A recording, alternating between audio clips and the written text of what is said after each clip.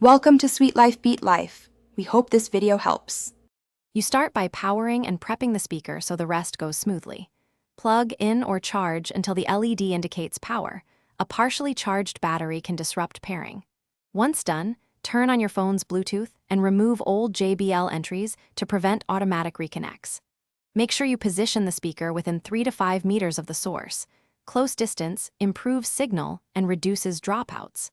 This setup reduces interference and speeds pairing, so you get a clean link before moving to connection steps. Now you pair and choose the correct input so audio routes properly. Press and hold the JBL Bluetooth button until the LED flashes and you hear the pairing tone. This signals discoverable mode. Next, scan on your phone or laptop and tap the JBL model name. Accept PIN prompts if shown. Once connected, verify the speaker's input.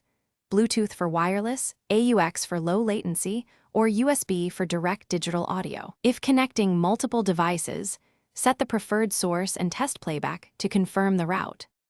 Finish by validating audio and knowing how to recover if it fails.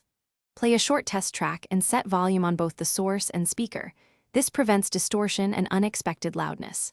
If you can't pair, power the speaker off, then perform a factory-like reset. Hold Bluetooth and volume up per model instructions, then reattempt pairing.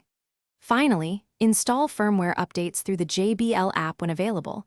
Updates fix bugs and expand compatibility, so you avoid recurring dropouts and enjoy a more reliable connection. Thanks for watching. Consider subscribing if we helped you.